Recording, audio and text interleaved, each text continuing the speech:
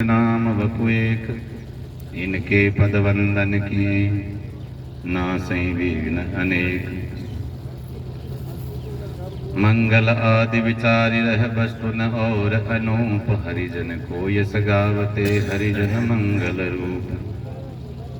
संतन मिल निर्णय कियो मति श्रुति पुराण इतिहास, बजबे को दोई सुघर के हरि के हरिदास। श्री अग्रदेव आज्ञा दई हरि भक्तन यस गाव, भवसागर के तरन को नाहिन और कृपाव। बार बार वंदन करूं नाभा आभा तेल, काढ़ो गाभा वेद को श्री भक्तमाल रस देन।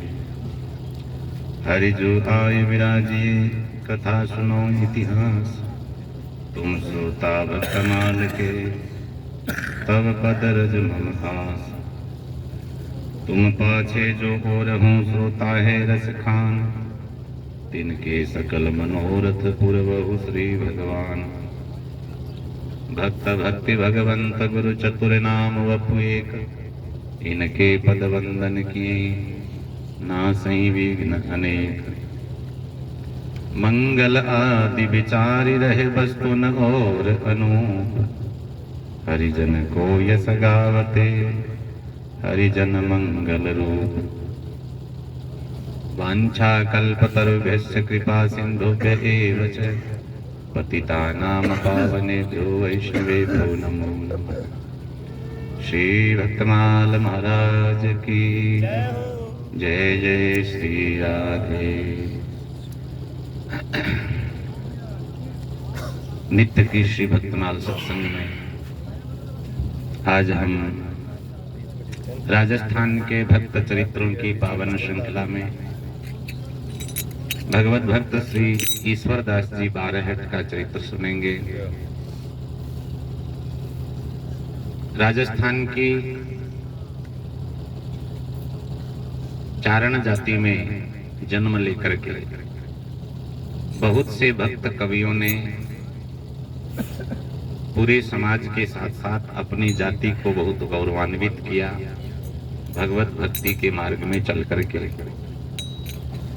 श्री नाभाजी महाराज ने भी भक्तमाल में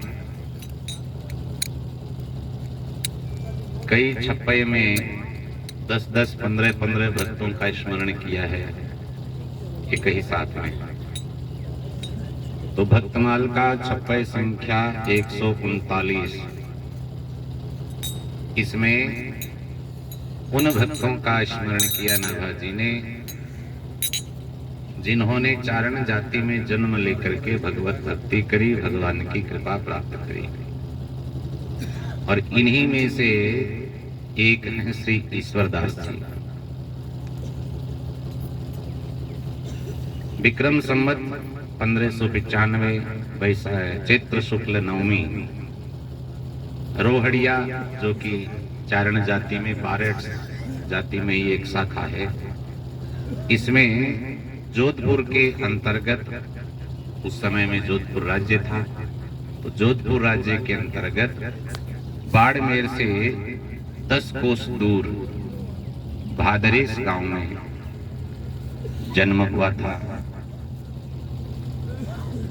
राजस्थान के अलावा इधर गुजरात, कच्छ, सिंध का जो क्षेत्र है, सौराष्ट्र, इसमें भी इनका व्यापक नाम था। वही स्थान है इस क्षेत्र में भी जो राजस्थान में है।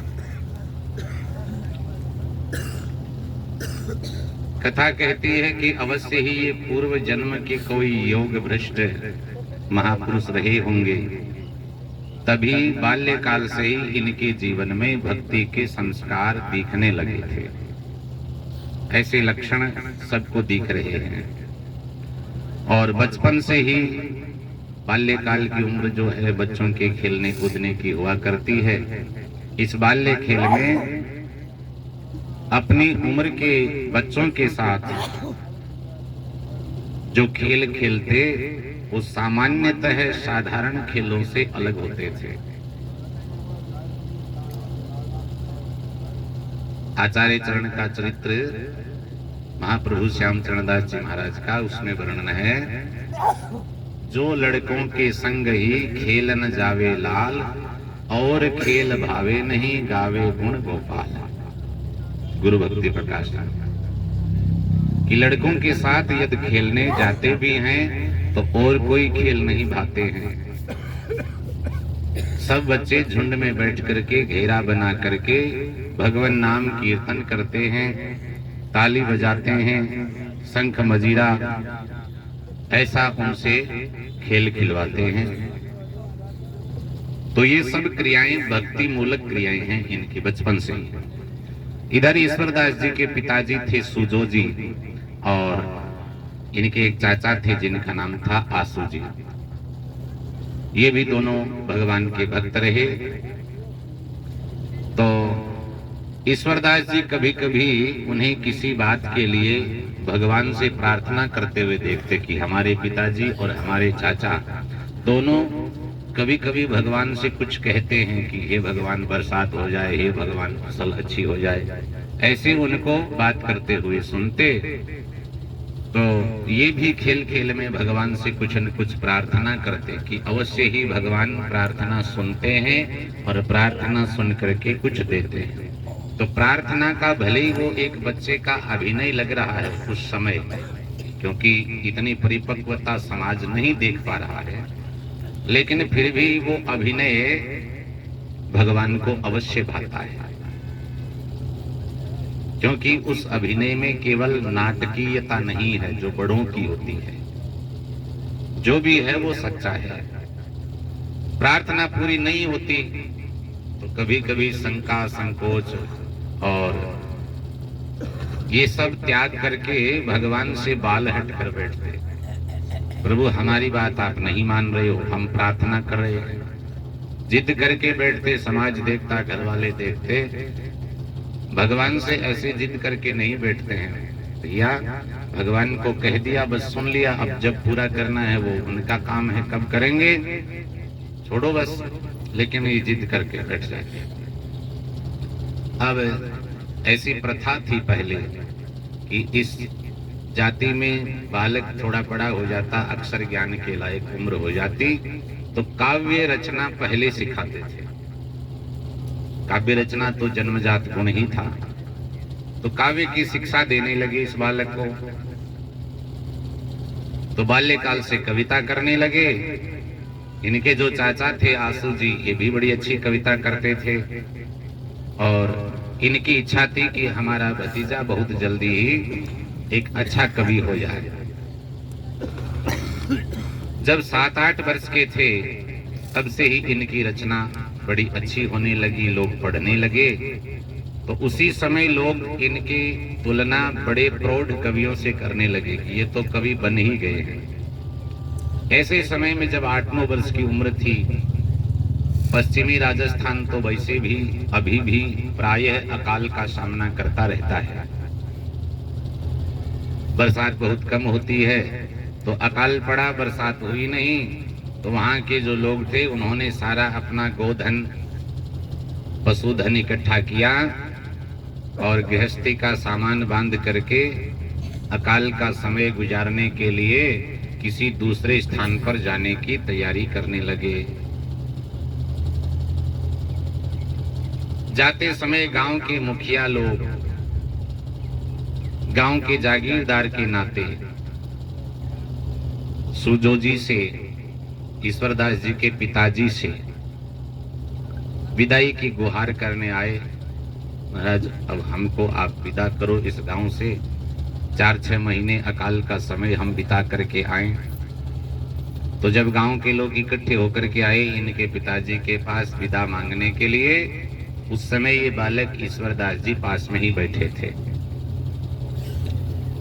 उन्होंने देखा कि ये गांव के लोग गांव छोड़कर जा रहे हैं और अपने साथ में अपने बच्चों को भी ले जा रहे हैं, जो कि हमारी टोली के हैं, हमारे साथ खेलने कूदने वाले बच्चे हैं। इनको ये सब गांव के लोग ले जा रहे हैं, हम अकेले बच्चे रहे, हमारे साथ खेलने कूदने वाला, कीर्तन करने वाला कोई होगा नहीं।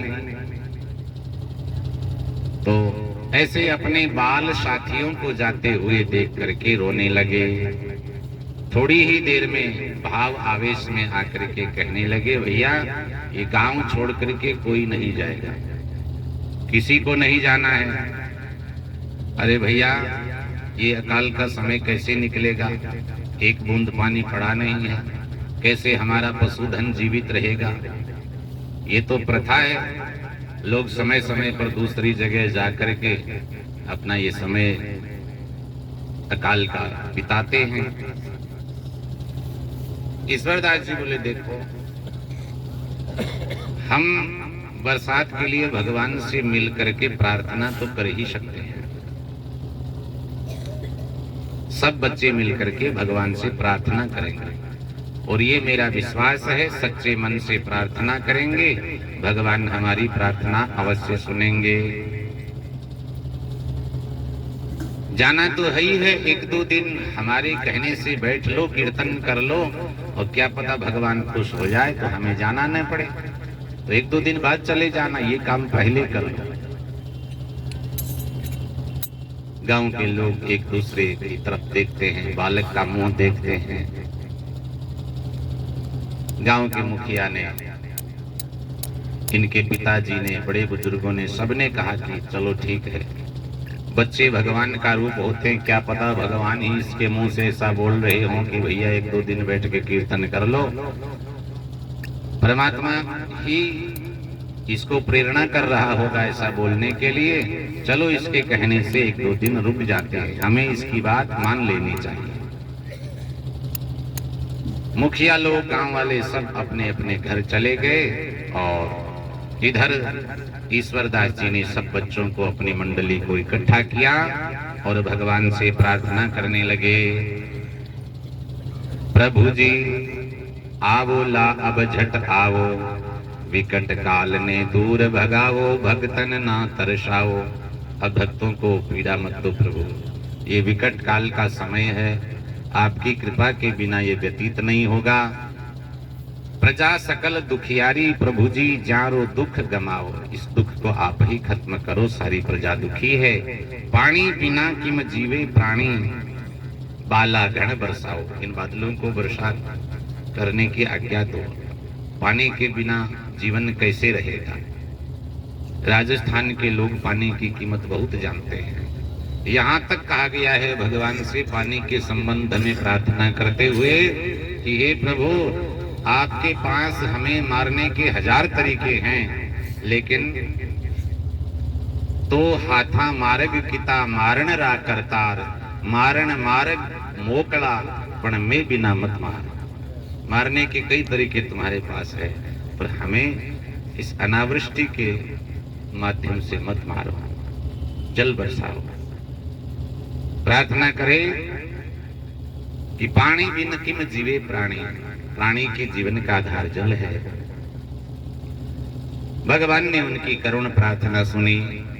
कहते हैं एक दो दिन के बच्चों के कीर्तन के बाद बढ़िया बरसात हुई, सब जगह आनंद छा गया। गांव के लोगों ने जाने की बात छोड़ दी और इधर ईश्वरदास जी एक बाल संत के रूप में गांव में स्थापित हो गए। भैया इसके मुंह में सरस्वती बैठी है, इसके मुंह से जो निकल जाता है वो भगवत वचन ही है, ये हमने देख लिया है।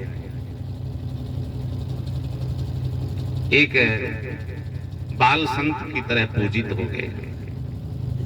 इसी समय इनके बाल्यकाल में ही पिताजी और माताजी दोनों का देहांत हो गया। तो जो चाचा थे कवि आसो जी, यही इनका पालन पोषण करते हैं, जहां भी जाते थे साथ ले जाते थे। काका भी कविता करते हैं, बच्चे से भी कविता कराते।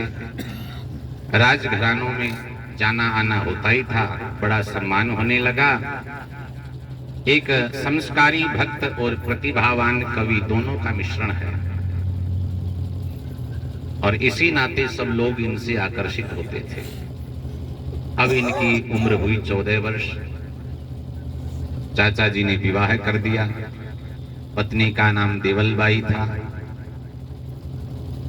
2 पुत्र हुए इनके। और जब 31 वर्ष की इनकी उम्र हुई तब इनकी पत्नी का शरीर छूट गया। एक बिच्छू के काटने से पत्नी का शरीर चला गया। तो अब विरक्ति का भाव आने लगा संसार से, मन को भगवान के चरणों में अधिक रमाने लगे। संवत 1617 की बात है। अपने चाचा जी से कहा कि हमें द्वारका जाने की इच्छा है, द्वारका की यात्रा करना चाहते हैं। भगवान का वहां नित्य निवास है, भगवान का नित्य धाम है, बड़ी इच्छा है हमारी। तो उनकी आज्ञा से यात्रा प्रारंभ करी द्वारका की। बीच में काठियावाड़ के राजा, जिनका नाम यहाँ रावल राम बताया है, उनसे मिले। तो उन्होंने, राजा ने काठियावाड़ के जो शासक थे उनका स्वागत किया दरबार में बुला करके, और कहा कि अभी तो आप द्वारका जा रहे हो तो द्वारका चले जाओ, आपकी यात्रा पूर्ण हो, और यात्रा करके जब वापस आओ तो मैं कहूं उतना आपको रुकना पड़ेगा। वापस आते समय मेरे घर में रुकना है। तो द्वारका चले गए, दर्शन किया, वापस आकर के काठियावाड़ के राजा के यहाँ रह गए। और इसी समय इनको अपनी काव्य प्रतिभा दिखाने का अवसर मिला।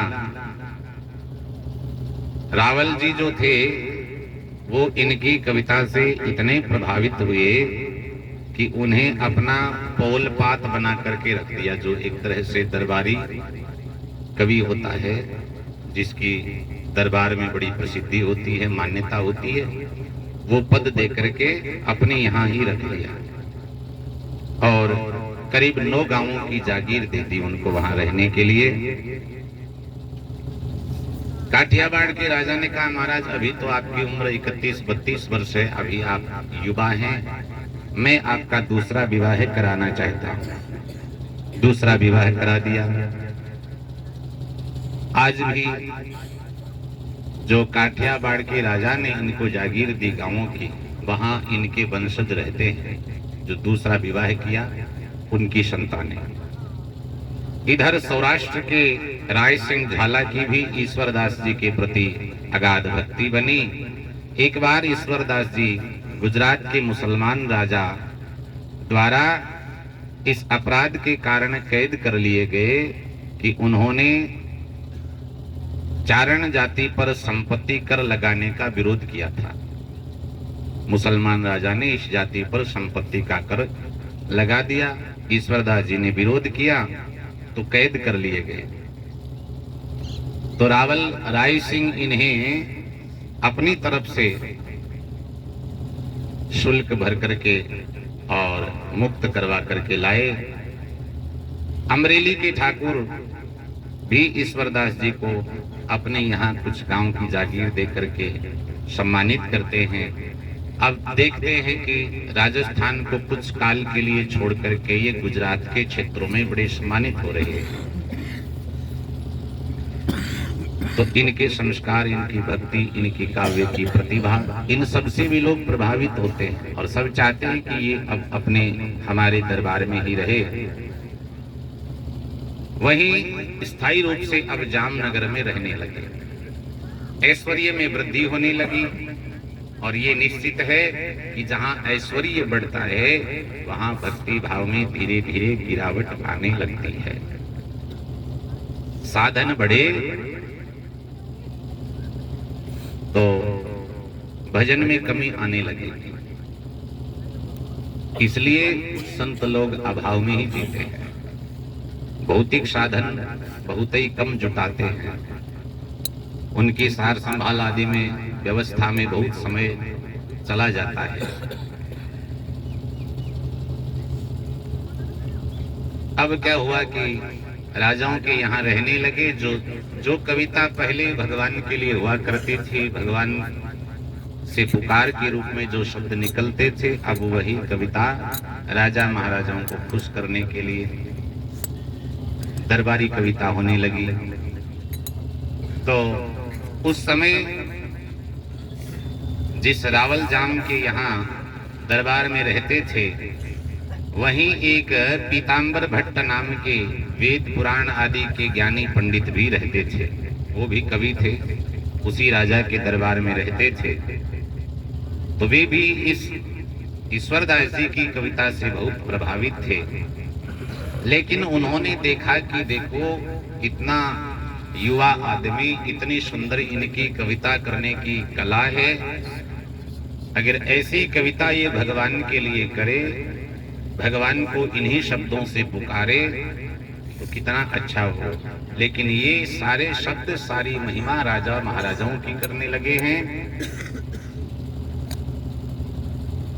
ये परिवर्तन ईश्वरदास जी के मन में देख करके वो पीताम्बर भट्ट नाम के ब्राह्मण दुखी रहने लगे। एक बार ईश्वरदास जी ने दरबार के अंदर अपने राजा की प्रशंसा में एक बड़ी सुंदर कविता लिखी, उस कविता का पाठ किया। कविता सुनने वाले सब लोग वाह वाह करने लगे। लेकिन उसी सभा में पीताम्बर भट्ट बैठे थे। उन्होंने गर्दन हिला दी, अपना सिर नीचा करके बैठ गए, कोई प्रतिक्रिया दी नहीं। ईश्वरदास जी ने देखा कि ये सब लोग ताली बजा रहे हैं, बहुत चाव से सुन रहे हैं मेरे काव्य को, और ये पीताम्बर जी जो कि स्वयं विद्वान हैं, मेरे शब्द सुन करके उदास से बैठे हैं। लगता है इनको मेरी कविता से जलन हुई है, मेरी कविता से ये खुश नहीं हुए, क्योंकि ऐसी कविता सुन करके राजा मेरी ओर ज्यादा आकृष्ट हो रहा है। तो मेरा उत्कर्ष इनसे सहन नहीं हुआ है। तो कविता की जो सभा विसर्जित हो गई, उसके बाद में ईश्वरदास जी सीधे पीताम्बर जी के घर गए। महाराज, आज मैं कविता पाठ कर रहा था, आप उदास बैठे थे, क्या मेरी कविता से आप खुश नहीं हुए? उसमें कुछ गलती थी? सबने मुझे साधुवाद दिया, लेकिन आप उदास से गर्दन नीची करके बैठे थे, क्या मेरी कविता में कोई दोष था? पीताम्बर भट्ट जी कहने लगे, आपकी कविता अनंत साधुवाद के योग्य थी ईश्वरदास जी, तो फिर आप प्रसन्न क्यों नहीं हुए? तभी तो मुझे वेदना हुई, मैं आपके घर आया।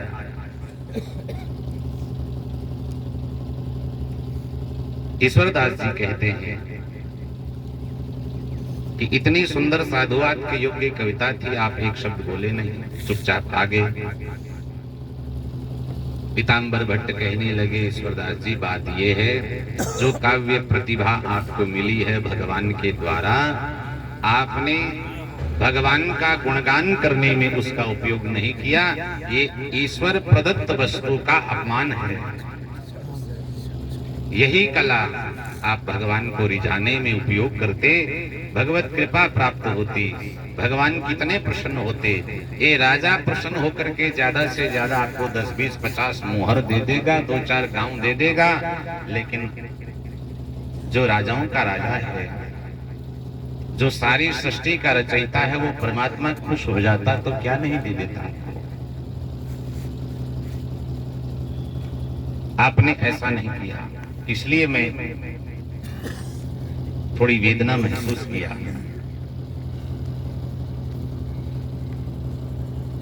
देखो,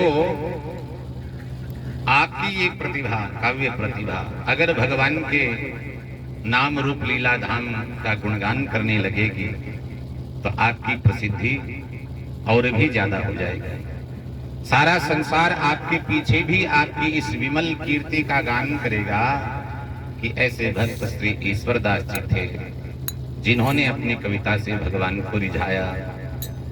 महाराज ईश्वरदास जी का हृदय झकझोरने लगा।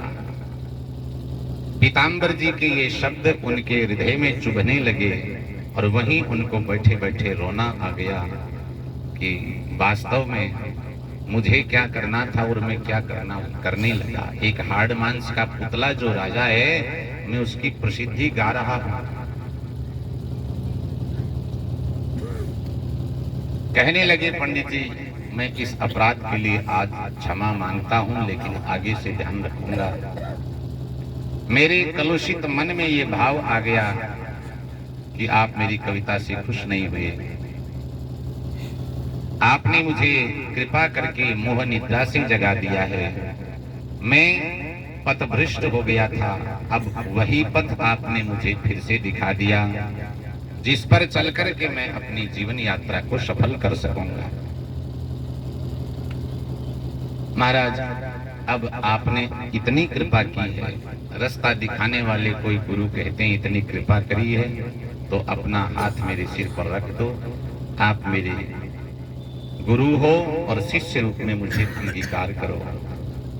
पीताम्बर भट्ट जी ने प्रसन्न होकर के कहा, चिंता मत करो, मैंने तुम्हें पहले से ही स्वीकार कर लिया है और उन्हीं की प्रेरणा से, भगवत प्रेरणा से ही मैंने आपको सचेत करने का उपाय किया है।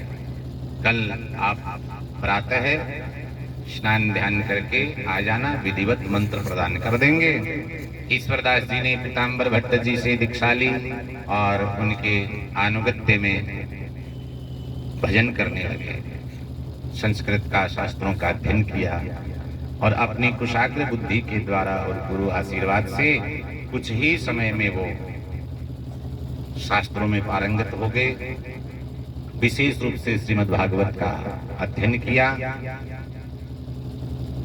अपने हरिरस नाम के ग्रंथ में उन्होंने बड़ी गुरु महिमा गाई है।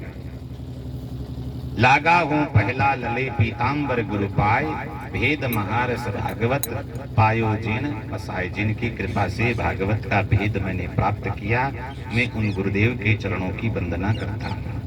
भागवत जी के महारस में इतना डूब गए कि अब राज वैभव का उनको कोई आकर्षण नहीं रहा कि कोई राजा हमें बुलाए, राजपद में हमारी कुर्सी हो, हमें सम्मानित किया जाए, ये बिल्कुल भी नहीं चाहते थे। यही भगवत चरणानुरागी सच्चे भक्त की पहचान है कि वो झंझट से, जगत प्रपंच से, अपनी प्रसिद्धि से और समाज के लोगों से घिरे हुए न रह करके अलग ही रहना चाहता है, तभी उनका भजन बनता है। एक साधक में, सच्चे साधक में जो गुण होना चाहिए, उनके खान पान, पहनावा, वेशभूषा, व्यवहार सब में परिवर्तन आ गया। अपनी जाति समाज के लोगों को देखते, भैया उस समय बड़ी कुरीति थी, उनको देखते कि कैसे आप मांस मदिरा का सेवन कर लेते हो, कैसे अपने इस मनुष्य शरीर को आप खत्म कर रहे हो। तिल भर माटी जे भके सुरा पान सो हेत, सो नर नरका जावसी बांधा कुटुंब समेत। अकेला नहीं जाएगा। तिल भर माटी जे भके, तिल भर माटी का भी भक्षण किया है और सुरापान सो हेत, इससे प्रेम किया है, तो सो नर नरका जायसी बांधा कुटुंब समेत, परिवार के सहित। सारे माहौल को वो गंदा कर रहा है। समाज को जागृत करते अपनी वाणी से। इस प्रकार भगवत भजन करके जिस हरि रस का पान किया, इसलिए अपनी वाणी ग्रंथ का नाम ही हरि रस रखा है। उन्होंने जिस ग्रंथ को पढ़ करके मनुष्य भक्ति रस में डूब जाता है, गृहस्थी में रहते हुए भी विरक्ति का सा जीवन उनका है। पूर्ण वैरागी जैसा होना चाहिए वैसा।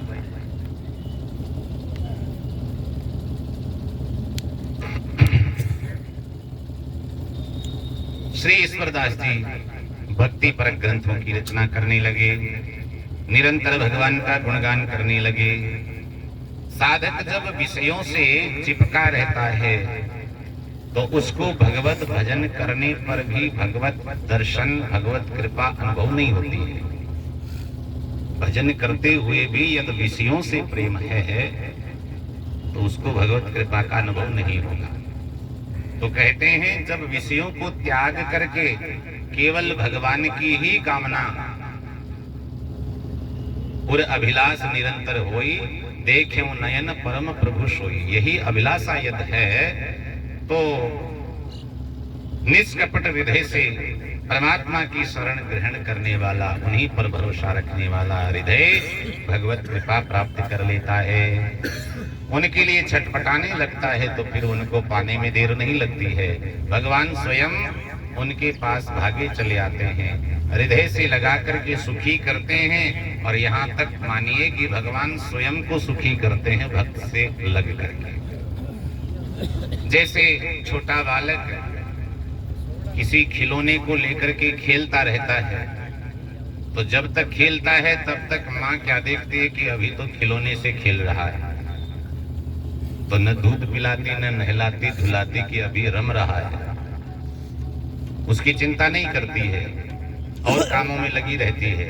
और जब खिलौने को एक झटके में फेंक देता है, रुदन शुरू कर देता है, क्रंदन शुरू कर देता है, तो माता सारा काम छोड़ करके उस बालक को अपना लेती है, फिर उसके लिए सारा काम करती है। रो रो कर जब माँ को पुकारता है, माँ भागी चली आती है। यही बात यहाँ लागू होती है कि जो संसार के माया के खिलौनों में लगा रहता है, उनसे रमता रहता है, परमात्मा देखता है कि खेलने दो। और जब उन सबको अलग फेंक करके उस बच्चे की तरह पुकारने लगता है भगवान को, तो भगवान को उदाहरण है कि गरुड़ आदि छोड़ करके भागना पड़ा है। जब पुकार सुनी है भक्त की तो भगवान भागे चले आते हैं। ये भक्त के पास में इतना ही बल है, केवल रोने का।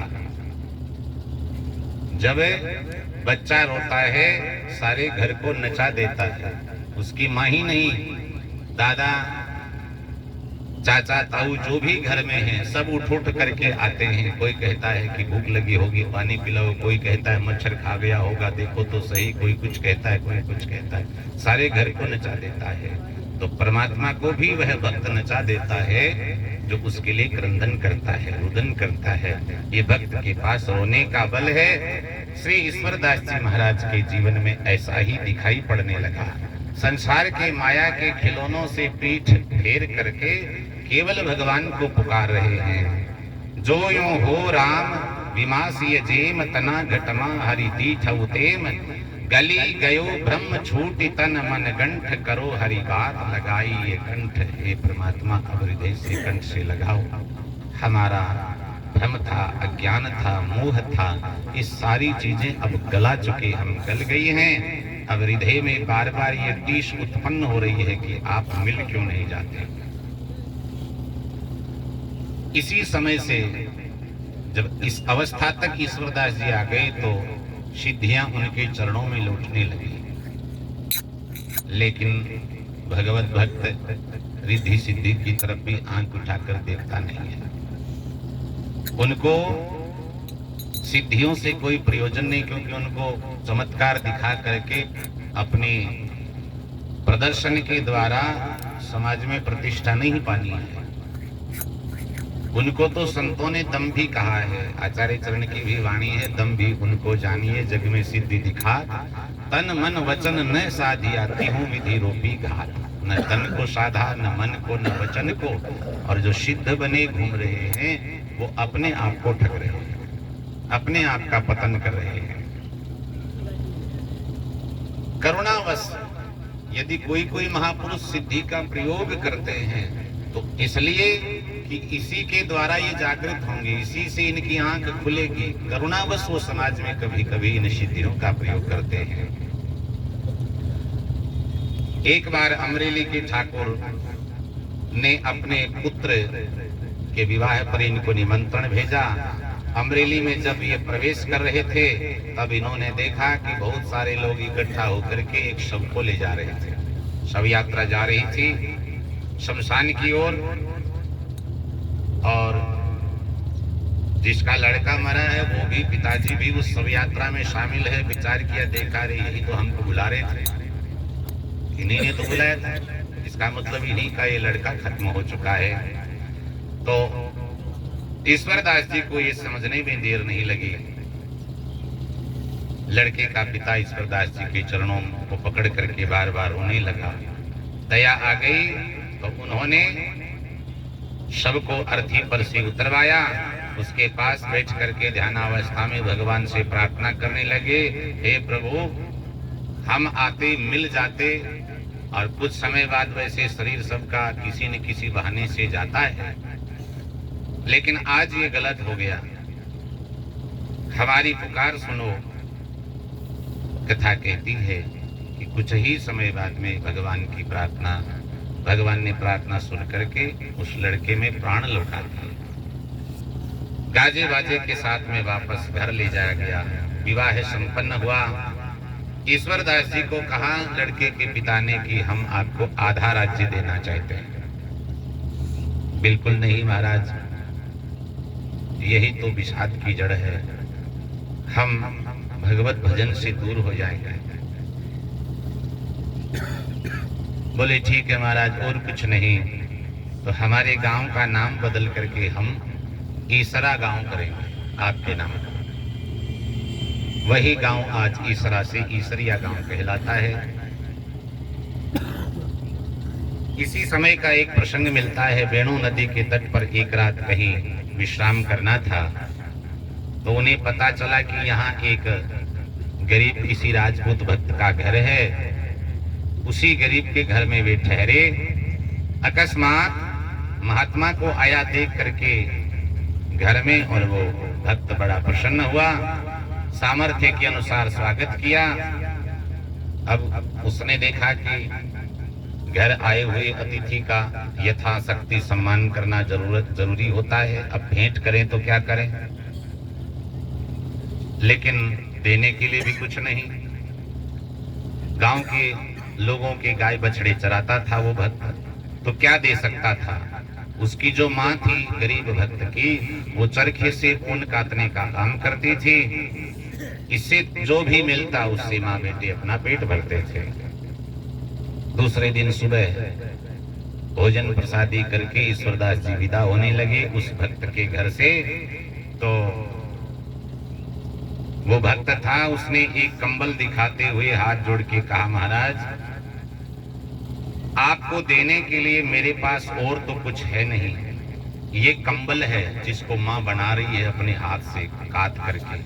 ये कंबल अभी पूरा बना नहीं है, इसलिए अभी तो नहीं, जाते समय लौटते समय ये आप अपनी भेंट ले जाना। कंबल अभी बन रहा है। तो ईश्वरदास जी महाराज हृदय में सोचते, मन में विचार करते हैं कि कितना सच्चा भक्त है, और इस भेंट को हम अस्वीकार भी कैसे कर सकते हैं, इतने प्रेम से दे रहा है। तो वापस लौटते समय वे उसी भक्त के घर में गए। वहां जाकर के देखा तो वो भक्त तो है नहीं। उसकी माँ थी, उस माँ ने जैसा बना वैसा महाराज का स्वागत किया, भोजन के लिए निवेदन किया।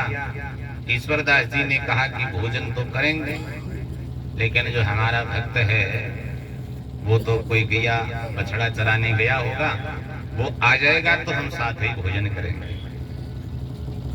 माँ ने कहा महाराज उसको छोड़ो, आप भोजन करो। ईश्वरदास जी कहते नहीं, हम नहीं करेंगे, उसके आने पर ही करेंगे।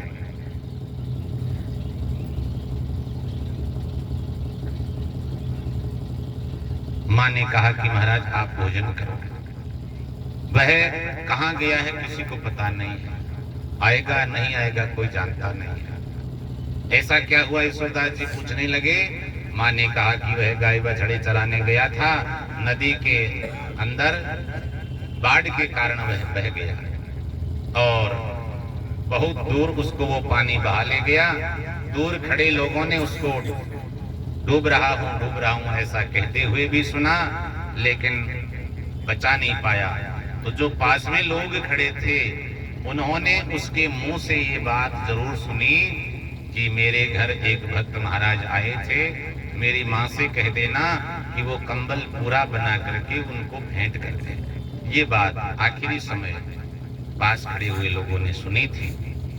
रोते रोते माँ ने ये प्रसंग बताया ईश्वरदास जी से। ईश्वरदास जी की भी आंखों में आंसू आ गए। उसी समय ध्यान में डूब गए। कुछ देर बाद बोले, माता जी आप दुखी मत हो,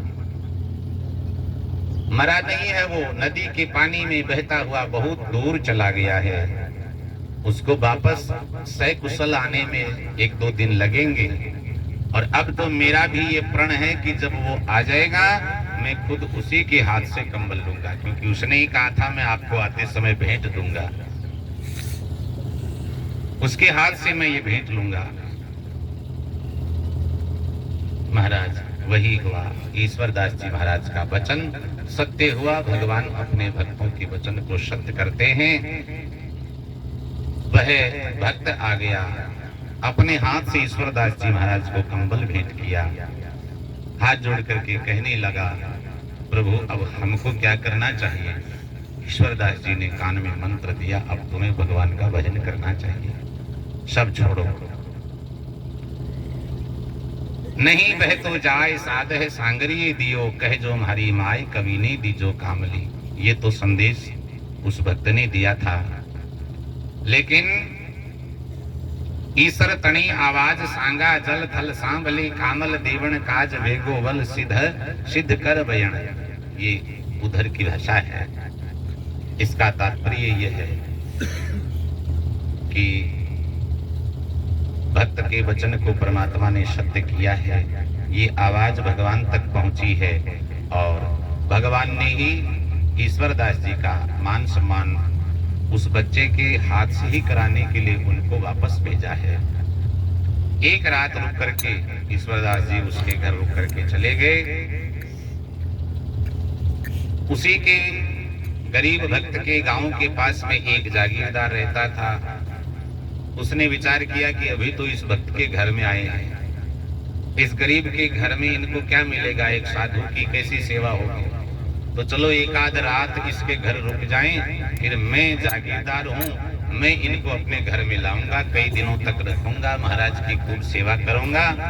लेकिन उसने सुबह सुना कि एक रात रुक करके इस भक्त के घर ईश्वरदास जी तो चले गए। बड़ा दुखी हुआ, सोचने लगा कि देखो उस गरीब के घर रुके, क्या खाया पिया होगा, इसीलिए तो एक रात से ज्यादा रुके नहीं, चले गए होंगे सुबह भूखे प्यासे।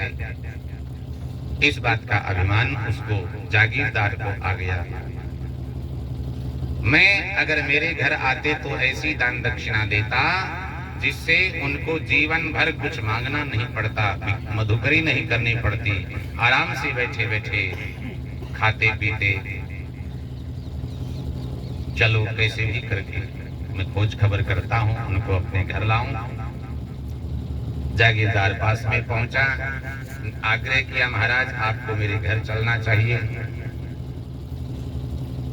ईश्वरदास जी समझ गए कि यह क्यों अपने घर ले जा रहा है, कुछ रुपया पैसा कपड़ा लत्ता अन्न धन दे देगा और अपने मन में अभिमान से भर जाएगा कि मैं संतों की सेवा कर रहा हूं। लेकिन इसको पता नहीं कि वो सांगा नाम का जो गरीब भक्त जिसने मुझे भेंट दी है, ऐसे कौन दे सकता है। इसलिए ईश्वरदास जी ने उस सांगा भक्त के दान की तुलना करते हुए क्या कहा, प्रशंसा करते हुए क्या कहा, दीधारी देवल चढ़े मत कोई रीस करे, नगरा चल रहा ठाकरा हमें सांगो गोड़ सिरे। ठाकुर साहब आप मन में रीस करके आए हो कि उस गरीब भक्त से ज्यादा मैं सेवा करूंगा, उसका दान अतुलनीय है, आपके दान में दोष पहले ही आ गया है, मैं नहीं कोई भी लेगा आपसे तो आपका दान दूषित हो गया है, उसका भजन साधन पर विपरीत असर पड़ेगा आपसे जो लेगा। इसलिए बड़ी सावधानी रखने की बात कही गई है दान में। सांगा नाम का वो भक्त आप सब दानदाताओं में सिरमौर हो गया, उसकी बराबरी आप कोई लोग नहीं कर सकते। अपना सामूह लेकर के उस ठाकुर को लज्जित होना पड़ा, जाना पड़ा। ईश्वरदास जी को श्री भगवान एक बार अपनी झांकी का दर्शन कराते हैं। झांकी दर्शन करा करके भगवान तो अंतर्धान हो गए। उसके बाद फिर साक्षात दर्शन भगवान ने दिए नहीं। प्रभु से प्रार्थना करने लगे, हे प्रभु आपकी ये क्या लीला है, क्या स्वभाव है आपका, कुछ झांकी दर्शन करा करके लालयित तो कर देते हो, तृप्त करते हो नहीं। मैं बड़ा दुखी हूँ, अधीर हूँ, आपके दर्शन करूंगा। दर्शन की उत्कंठा लेकर के द्वारकाधीश के दर्शन करने गए। मंदिर पहुंचे, पर्दा लग गया था। पर्दा देखा तो कहा कि ईश्वर कहे ईश्वरा। ईश्वरदास ईश्वर यानी परमेश्वर से कह रहा है, परमात्मा से कह रहा है कि ईश्वर कहे ईश्वरा, खोल पर्देरा भार, मैं आया तुझ कारणे दिखला दे दीदार। ये पर्दे का भार क्यों लगाए बैठे? इस कोट को हटाओ, मैं आपके दर्शन करने आपके दरवाजे पर आया हूं। तो पुजारी जी, गुसाई जी कोई आसपास नहीं थे, स्वतः पर्दा हट गया। और ये आश्चर्य हुआ कि एक भक्त के खातिर भगवान ने अपना पर्दा अपने ही आप खोल दिया। सभी पुजारी समाज अचंभित हो गए। ईश्वरदास जी प्रभु के सामने बैठे हैं, दर्शन कर रहे हैं, पर्दा दूर हो गया और वहां बैठे बैठे इतने छंदों की रचना करी है, इतने कविताओं की रचना करी है। स्वतः एक झरने की तरह कविता बह बह करके उनके हृदय से द्वारकाधीश के चरणों में समर्पित हो रही है। जब साक्षात दर्शन की लालसा से उन्माद की अवस्था लेकर के ईश्वरदास जी द्वारका में जाने लगे थे, भगवत इच्छा से भी समुद्र में भी थल की जगह थल की तरह घूम रहे हैं, जैसे जमीन पर चल रहे हैं। न तो वे डूब रहे हैं, लेकिन मन में विचार कर रहे हैं। ठाकुर जी ने पर्दा तो दूर कर दिया अपने आप, लेकिन दर्शन दिया तो श्री विग्रह के रूप में ही, मूर्ति के रूप में ही। अभी तक प्रत्यक्ष खड़े हुए क्यों नहीं दिख रहे? तब उनको आकाशवाणी सुनाई पड़ी कि तुम ज्यादा कष्ट मत करो, घर जाओ और तुम्हारे घर में कुटिया में जितना भी संचित सामग्री है वो सब की सब संत सेवा में लौटा दो, तब मैं दर्शन लूंगा। हो सकता है भगवान ने कुछ देखा होगा कि अभी भी इनके मन में कोई लेश मात्र संग्रह का संस्कार है, इसलिए घर में कुछ पूंजी इकट्ठी की हुए हैं। भगवान तो थोड़ा सा भी अहंकार का बीज भी नहीं रहने देते, इसलिए रास के मध्य से भगवान गोपियों को छोड़ के अंतर्धान हुए कि अभी भी इनके मन में ये भावना है कि भगवान को हमने वश में कर लिया है। उस बीज को जब तक नष्ट नहीं किया, भगवान गोपियों को पुनः प्राप्त नहीं किया। और जब उस बीज को गला दिया, गोपी गीत के माध्यम से प्रार्थना करी, एक ही कृष्ण दर्शन लालसा रह गई, तब भगवान ने देखा कि हाँ अब वो बीज खत्म हो गया, तब पुनः प्रकट भये। तो यही प्रेरणा ईश्वरदास जी को भगवान ने करी, सब उन्होंने लुटा दिया, संत सेवा में लगा दिया। और अब भगवान ने ऐसे अपने अनुपम रूप माधुरी का दर्शन कराया। श्री ईश्वरदास जी ने भगवत दर्शन किया, 80 वर्ष की आयु में भगवत धाम गमन किया है। भादरेस गांव में आज भी उनकी भजन कुटी चरणों पादुकाएं विराजमान हैं। दीपावली के दिन बड़ा सुंदर वहां मेला लगता है, दीपदान होता है, हरिरस जो उनका ग्रंथ है उसका पाठ होता है, तरह तरह के लोग मनोतियां करते हैं, सब पूर्ण होती है। श्री नाभाजी महाराज ने लिखा है, जगत ईश्वर गुण जाने, अर्थात जगन में ऐसा को जगत में कौन है जो ईश्वरदास जी के इन अलौकिक गुणों से परिचित न हो। हरि भजन की प्रेरणा ग्रहण करके जीवों को भव सागर से पार कराने का मंत्र देकर के ईश्वरदास जी इस पृथ्वी से अंतर्धान हुए। नाम समो बड़ को नहीं, जब तक तीरथ जोग, नाम पातक ना सही, नाम ही नासे रोग। नाम की महिमा गाई, हरि हरि करता हरक कर, अरे जीव अणबूझ, पारस लादो ओ प्रगट, तन मानव में तुझ। परमात्मा पारस और लोहा दो धातु अलग अलग जगह से लानी होती है, उनको इकट्ठा किया जाता है, पर परमात्मा तो उससे भी कहीं अधिक निकट हमारे अंदर है, उसको अनुभव करना है। पाप रूपी दावानल से जलते हुए संसार के जीवों के लिए सुजाजी के पुत्र ईश्वरदास जी ने हरिरस रूपी मानव समुद्र का ही निर्माण कर दिया है और उसमें नाम महिमा की नाव छोड़ दी है। उस नाम महिमा की नाव में बैठ करके हम अपार भव सागर से पार हो सकते हैं। श्री भक्तवत्सल भगवान की